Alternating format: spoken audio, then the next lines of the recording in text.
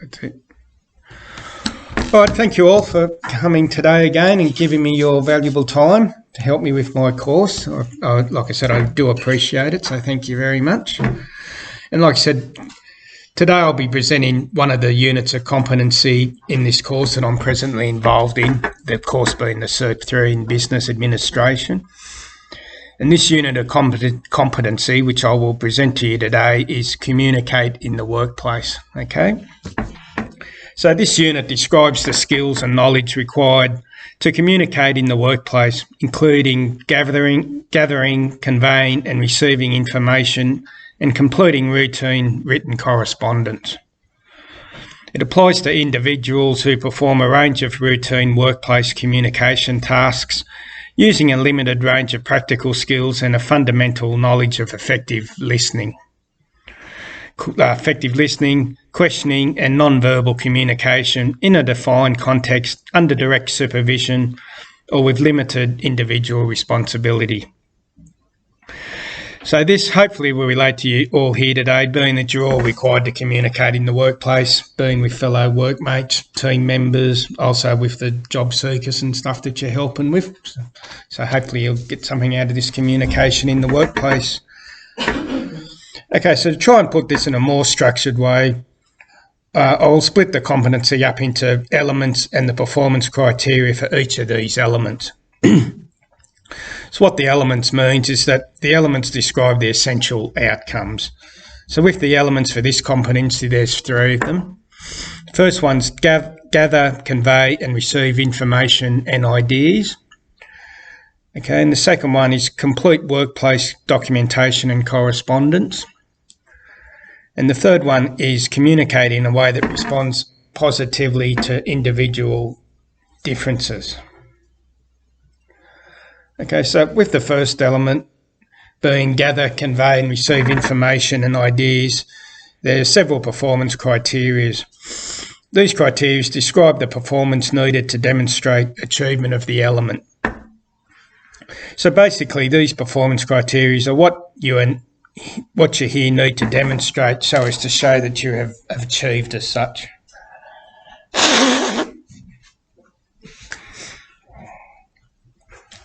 Okay, so with the first element, which was gather, convey and receive information and ideas, there are several performance criteria which I'll go through with you now.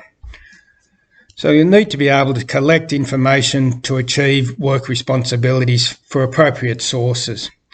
And I'm sure this relates to all of you here in your workplace. And like I said, this would relate to you all here more than me, I suppose, where it's just me doing the driving lessons. I'm not out communicating to lots of people. It's just basically one-on-one when I'm doing my work. So like I said, you need to be able to use methods and or equipment to communicate appropriate ideas and information to the audience. And like I said, more for you out there on your computers and doing the information and stuff, like I said, a bit different than me where I'm just basically one-on-one giving instructions. I am communicating when I'm doing the driving lessons, I suppose, but it's more instructing than like I said, two-way communication, if you know what I mean. Okay, so you'll also need to be able to use effective listening and speaking skills in verbal communication. I'd say this would differ with the various people you will be communicating with. Like I said, you communicate much differently to a low intellect job seeker, say, than you would with your manager. There'd be different ways of communicating. And like I said, you need to be able to recognise common cultural and other differences of people in the work context and make adjustments to accommodate the differences. So with the types of communication, I'll just go through a few of them with you now. So there's verbal communication can happen, like I said, can happen in many different ways between different people in other situations. So it can take place face-to-face, or it can be synchronous, like I said, happening at the same time, like talking with someone on the phone. It can happen between just two people, could happen between a whole group of people. And it can be a quick exchange of just a few words, or, like I said, it could be a long conversation or debate that lasts, like I said, many days. Okay, and part of the verbal communication is also listening. So for verbal communication to be effective, there has to be a similar amount of talking and listening. Like I said, if one or both people do lots of talking but no one is listening, there's not going to be much communication happening. So good listening isn't easy, and here are some tips to help you develop better listening skills. Okay, so look at the speaker, not at the floor, out the window, or at your phone or your hands. Try and look at them when you're communicating. Give your full attention. Don't try to do something else or think about something else. Multitask, like I said, it's overrated, this multitasking when you're trying to get your message across. Concentrate on what is being said to you.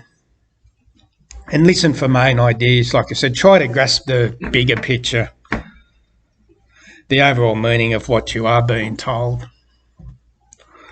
Okay, and keep your personal opinions out of it. Try to hear the other person's point of view and understand their message, like even if you don't agree with it.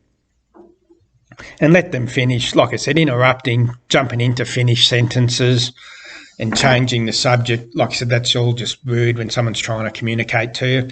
Let the other person finish speaking before offering your opinion. And let them know that you're listening by doing things like nodding or smiling at appropriate moments and saying, okay, I see. Like I said, show them that you are listening. And summarise or repeat often. This gives you a chance to sort of check you have understood what the speaker said, and gives the speaker a chance to correct anything that is incorrect. And like I said, if you can do most or all of these things, you are well on the way to being an effective listener, which is an essential role in the communication process. Okay, so you would need to explain ideas and requirements clearly, and like I said, need to listen to any verbal instructions and discussions. Ask questions to confirm understanding. Okay, now another performance criteria is in receiving information and ideas is to seek input from internal and external sources to be able to develop and refine new ideas and approaches. I'm sure this happens, like I said here, on a regular basis. You would need to follow accepted communication practices and protocols to assist in building and maintaining positive relationships. And like I said, I'll just go through a few of those communication practices and protocols with you.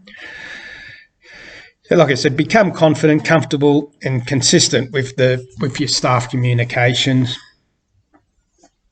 Like I said, understand the benefits of good communication, finding solutions to common errors, and read your guidelines to help you become an effective communicator. Okay, and there's, like I said, highly common errors and simple solutions. Like errors are avoid communication with your staff in these following ways: only ever giving negative feedback. And like I said, sandwiching negative feedback in between two positive feedback messages. The person will only hear the good stuff, not the bad stuff. And storing up to 12 months of feedback and dumping this on pause all in one meeting is not good. And like I said, there's some specific examples, guidelines and tools. Like I said, we've provided a list, like I said, of different scenarios that you could face.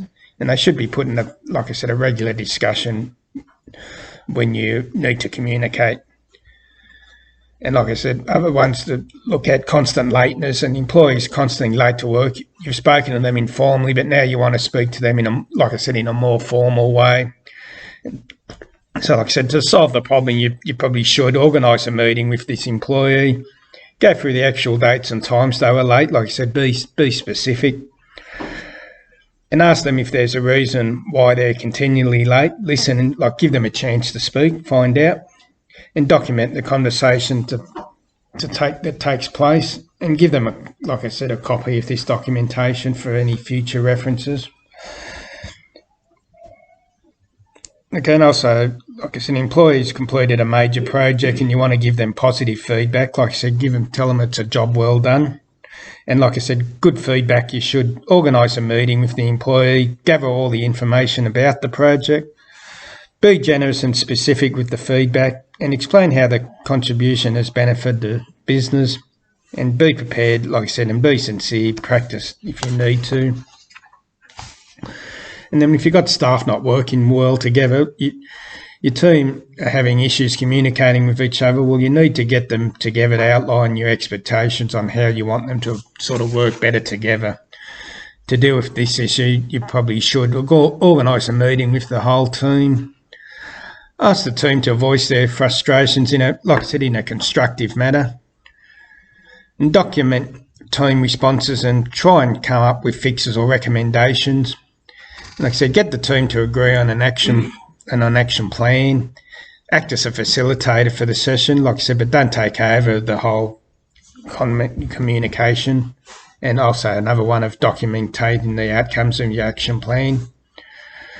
Another communication saying in instructing a new staff member, like I said, if you have a new staff member that you need to induct into your business, you should, like I said, make time and be present. The new employee is probably nervous and your job is to make them feel at ease and welcome them to the plan. Be prepared, have a plan, like I said. Be friendly, don't leave them by themselves. Okay.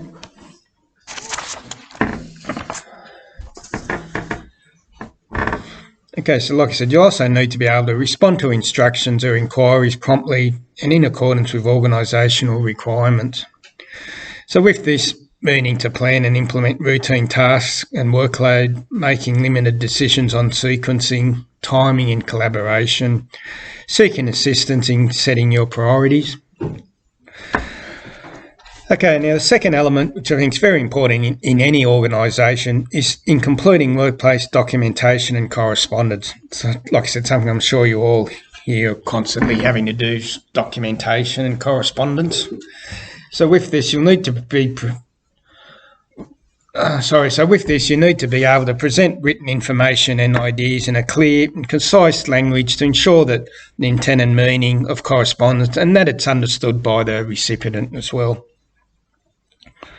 I'm sure you might be more straightforward submitting information, say, to your manager, where when dealing with like a low intellect job seeker, much more explanation might be needed, explaining them basically step by step the procedure for them, like I said. And like I said, with that comes through your range statements. So basically what that is the range statement relates to the sort of unit of competency as a whole.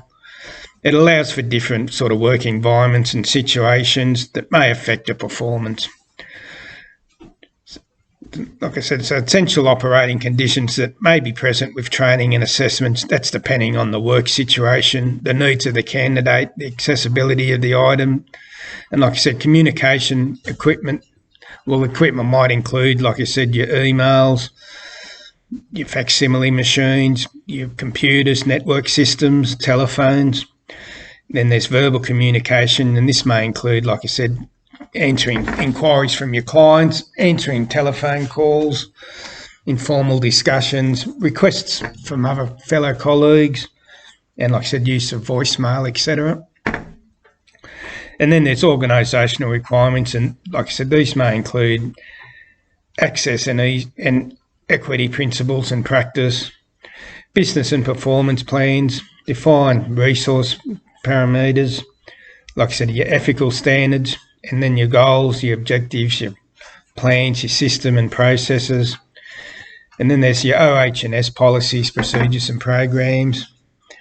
There's quality and continuous improvement processes and standards, and also quality assurance, and/or your procedure manuals you might have to refer to. And then there's written information, and this could include briefing notes, and like I said, electronic mail, emails, facsimiles, general correspondence, handwritten and printed materials, internal memos, and like I said, telephone messages, etc. Okay, so you need to develop simple written text using appropriate grammar, spelling and punctuation in accordance, like I said, with whatever your job links formats are here. It said also Also be drafting and presenting correspondence within designated timelines. Okay, so you must also be aware to ensure presentation of written information meets your standards and style, your format and your accuracy. Said you need to complete workplace forms and texts in accordance with organisational conventions and legislative requirements. Okay, and like I said, you need to complete workplace forms and documents in a clear, concise and easy to read format, using digital technology to find, record or communicate your basic information. Stuff I'm sure, like I said, you're doing here in a competent and effective way. Every day you're here on your computers doing all this effective communication. Okay, now the third element here is being able to communicate in a way that responds positively to individual differences. Okay, so here you need to value all individuals and treat them with respect, courtesy and sensitivity. Like I said, something I'm sure occurs here all the time. Right, so you need to take into consideration cultural differences in all verbal and non-verbal communication. I'm sure here you're dealing with job seekers and from various cultures and backgrounds. Like I said, I know this too from the various cultures. People I actually do driving lessons with that you've referred to me, they're not all just from here, they're from all overseas and stuff. So you need to be able to adapt to that communication and just go through some of sort of those barriers that you may come across. So ways of overcoming that language barriers. One is to sort of use plain language. Like I said, whether you're working with someone who knows your primary language as a secondary or you're trying to communicate a deeply technical problem to your non-technical co-workers, like I said, enough should get in the habit of using plain language. Like I said, while many people try to use large words to make themselves sound intelligent or good at their jobs, they're not really doing anyone any favours. It's like I said, using jargon only creates the opportunity for miscommunication and makes people feel bad that they can't understand what you're saying. So creating a culture in your workplace of speaking and explaining all issues as straightforward as positively as you can. Try and find a reliable, like I said, translation service if it gets needed. Like I said, if you're working, I know you're not working with internationally here, but like I said, you're getting people from all different countries and stuff looking for jobs and stuff.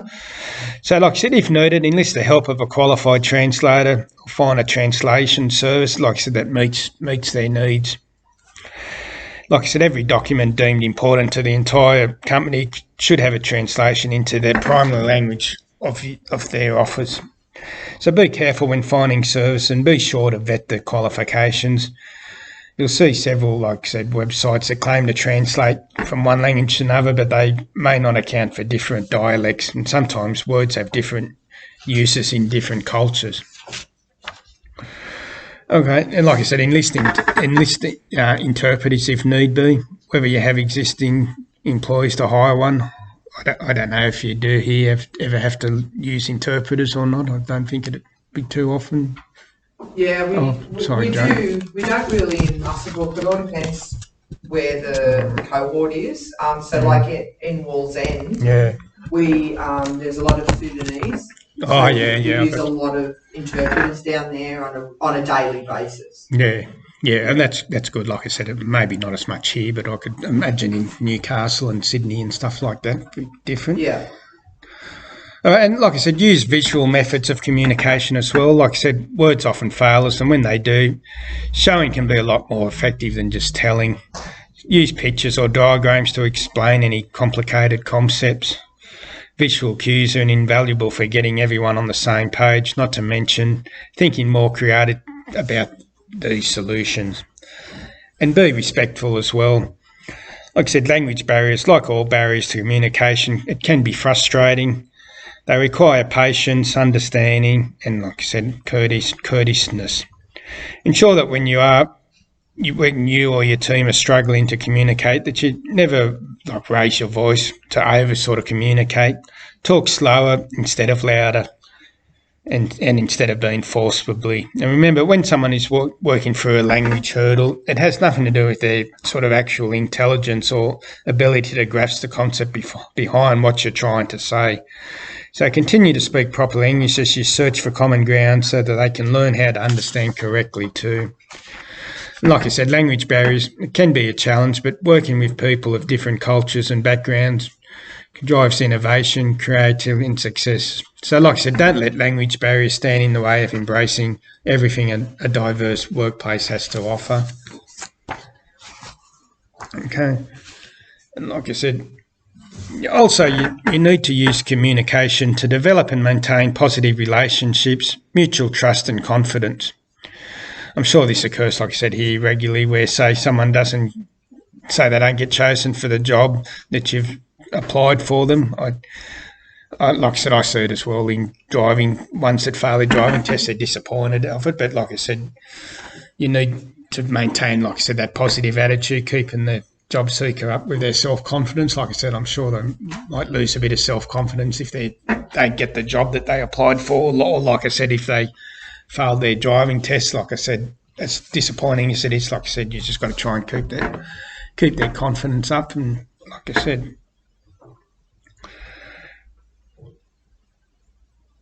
okay, so like I said, in a few ways of doing that positively, I'll just go through with you.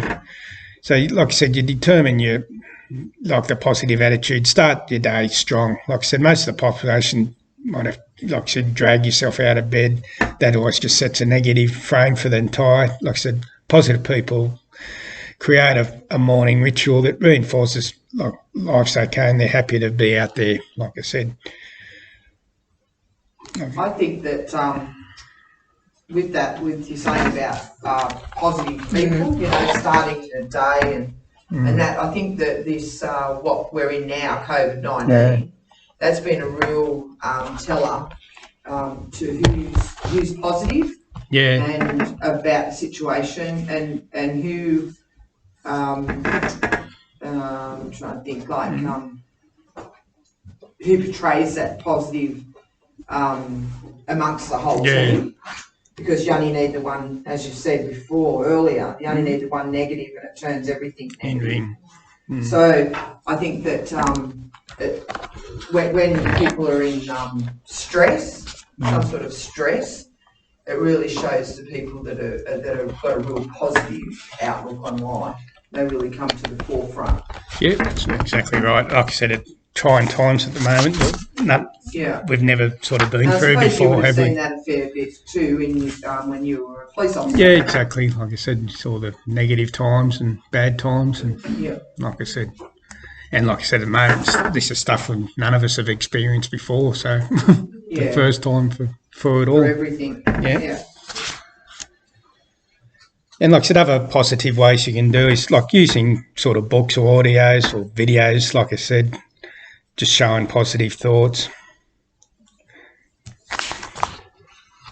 And it's important, it's important to celebrate those positive things, like we're doing with the good news stories and stuff, because it is so easy to get, caught up in the negativity of everything. So it's really important to celebrate, your successes and your good news stories and all of those kinds I think that's what really sets the tone for the day. Yeah, true. With the starting your day with a good news story, puts everyone in a really good mood. Mind. I think that's a really good strategy. Yeah, that's true. Like I said, it'd be nothing worse if you come in here every day and Kate's always negative and upset or something, for example. Whinging. Like I said, whinging. Like I said, you want to be. I suppose you don't want to be skipping around, dancing around happily all the time. But like I said, majority of the time you want to be at least show that positive attitude. Yeah. All right, and like I said, you need to make efforts to use basic strategies to overcome language barriers, which, like I said, I'm sure it happens here frequently. All right, and like I said, you need to be able to ensure that behaviour is consistent with legislative requirements, enterprise guidelines and or social protocols. So here you would know what these protocols are. you need to understand the responsibilities of roles and that it complies with the correct and appropriate legislative, regulatory and so forth. And all part of this, like I said, it's all about team working in the community with each other. Like I said, I'll go a bit of that teamwork again with you here. So like I said, it involves being able to work in a team. And like I said, this is where you need to be able to demonstrate that you display courtesy and be helpful to your fellow workers at all times. Okay, like I said, you need to be able to identify and display a non-discriminatory attitude in all your engagements with fellow staff members, with management and with your clients. And like I said, you need to be able to recognise common differences in other people and implement basic strategies to address your own reaction to these differences. Like I said, you will need to be able to contribute to an effective working environment by communicating with others, by behaving courteously and using, like I said, non-discriminatory language. And as part of working in a team, you need to complete allocated tasks. Like I said, being able to review documentation to identify relevant information for the requirements of the job role. Oh, sorry. You're all right. And like I said, it's all about working well as a team, like we discussed earlier.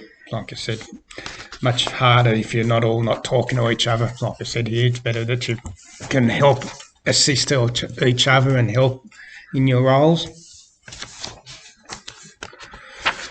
All right, so like I said, what we've been hearing here is the elements, and each of the elements' performance criteria within the unit of competency, and this competency which we've been talking about is communicate in the workplace. Okay, so in the performance evidence, we see that it's evidence of the ability to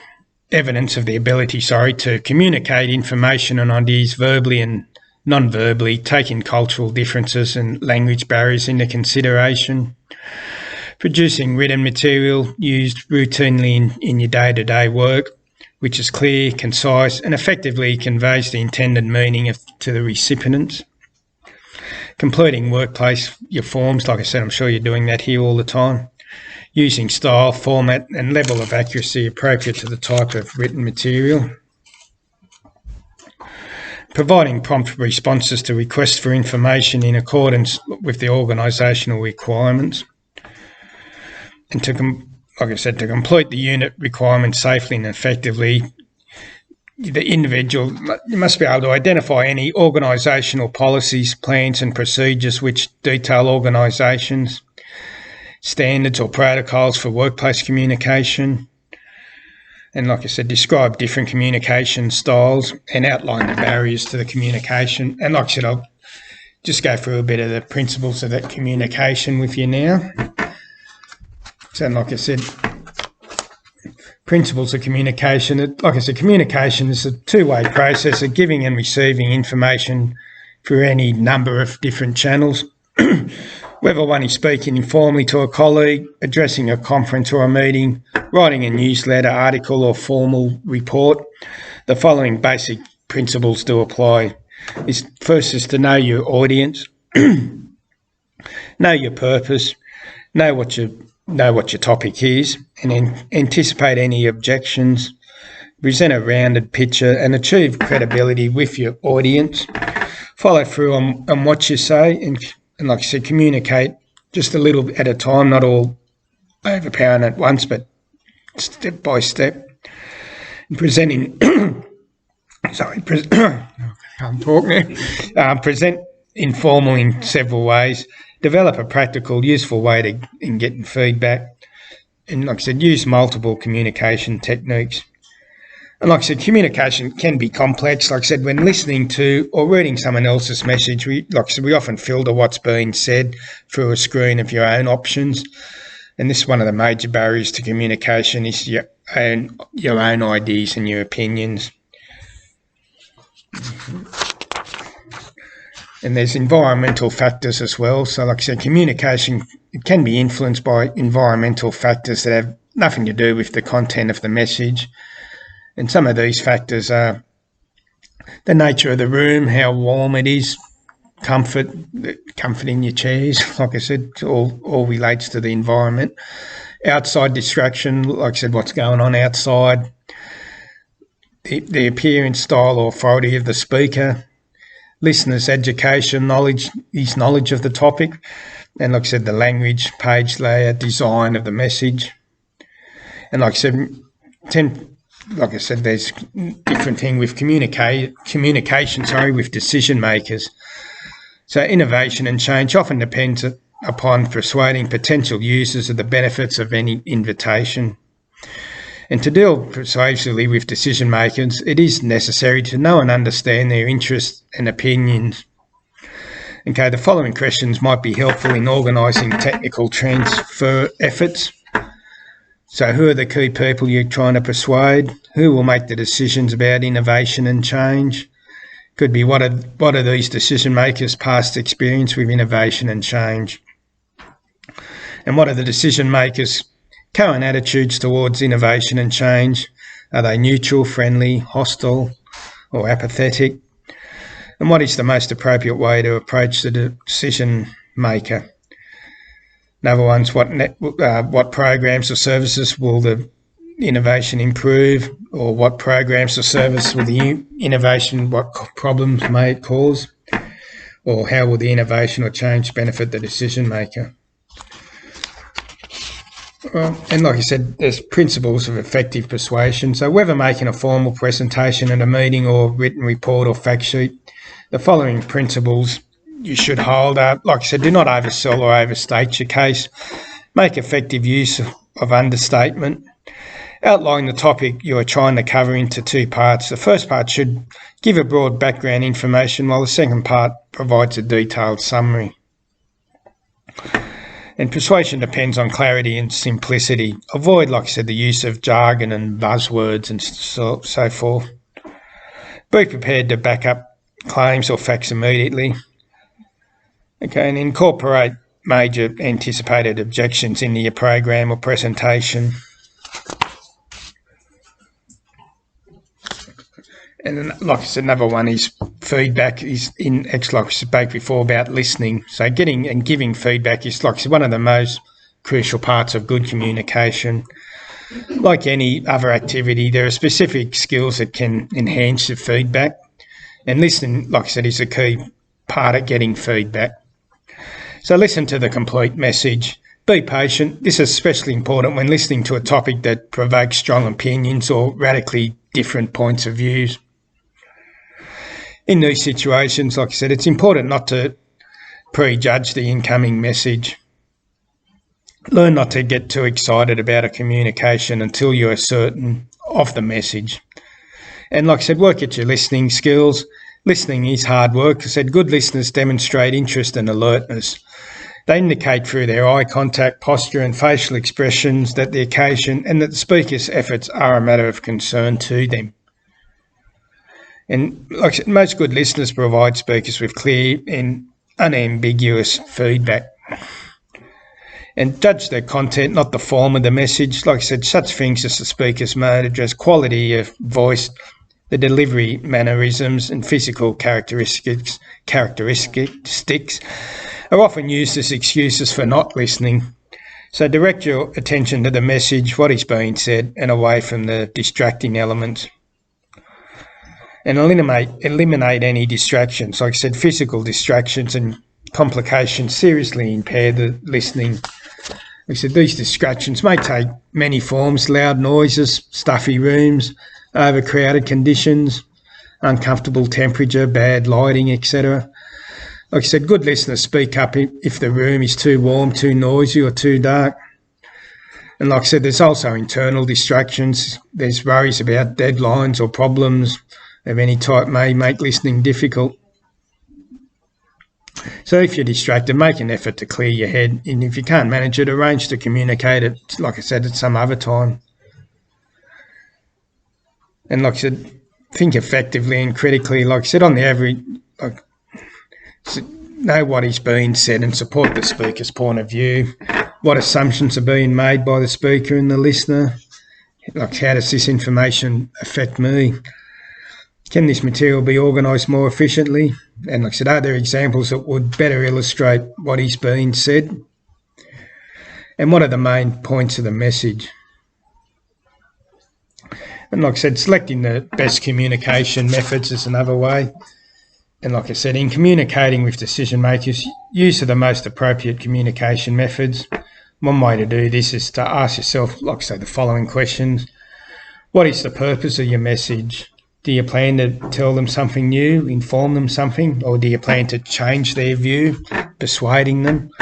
What facts must be presented to achieve your desired effect?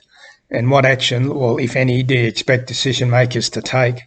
And what general ideas, opinions and conclusions must be stressed? All right, and like I said, that's just some of the presentation styles through there.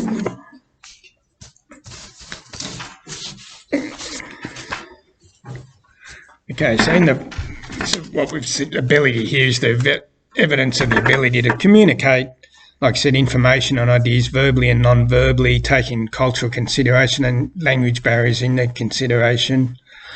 Producing written material used routinely in a day-to-day work which is clear, concise and effectively can convey the intended meaning.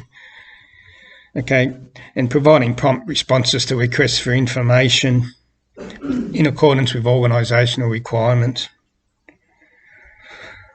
All right, and like I said, now, with all of this, any assessment, it must be conducted in a safe environment where evidence gathered demonstrates consistent performance of typical activities experienced by individuals using interpersonal communication skills in the workplace, and these could include access to the office equipment, business resources, workplace policies and procedures relating to the communication, case studies, and like I said, where possible, real situation, and then interaction with others.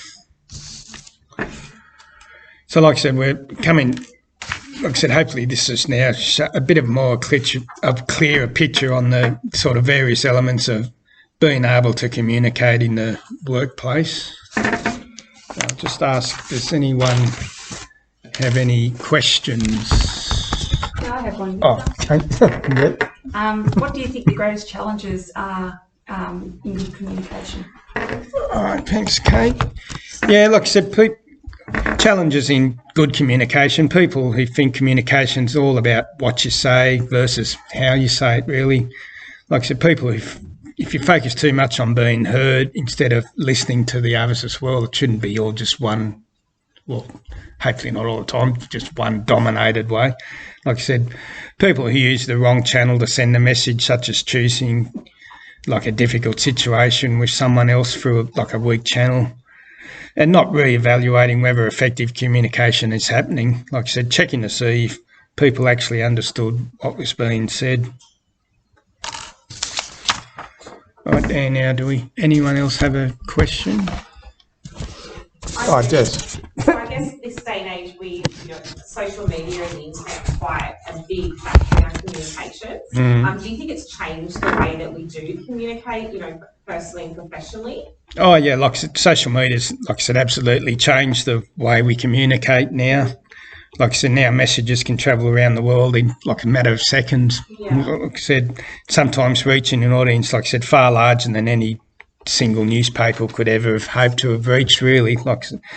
Although I tend to think of things in terms of trade-offs, not just good or bad. Like social media, I know it's fast, it's frequent and brief when it comes to its messaging, but when it comes to truly understanding someone or something, especially if it's a more complex than a sort of soundbite, it often takes a few times to get the message across. Like I said, social media, I say, only sort of perpetrates ideas. It doesn't sort of demand that the user really take the time to process or understand those ideas. So yeah, there's a lot of misconception with a lot of messages and that over social media. I've seen social media cause real troubles because people have put things on there and people have read things the wrong way. Yeah. And it's caused a fair bit of Put their own meanings to things. Yeah. You can even find that with emails and the way an email is actually written, like with the punctuation and stuff, Yes. can cause a lot of trouble with communication as well. Yeah. Yeah. I found that in this office though, we might have an email come through and I will interpret it totally different to what somebody else in the office will interpret it. Yeah, So, that's right. I guess though when it comes to internet and social media, you're not really held accountable for what you do say, so it's easy to say something and not really take ownership to it. Yeah. But it does have its pros too, advertising, connecting with people that you probably haven't, people that are in self-isolation and I think that it's a great, It's a great tool. Getting your great message tool, especially in this current climate. Yeah. All right. Well, that's good.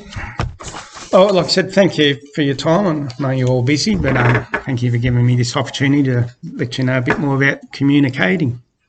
Thanks, Victor. Okay, thank you. Bye.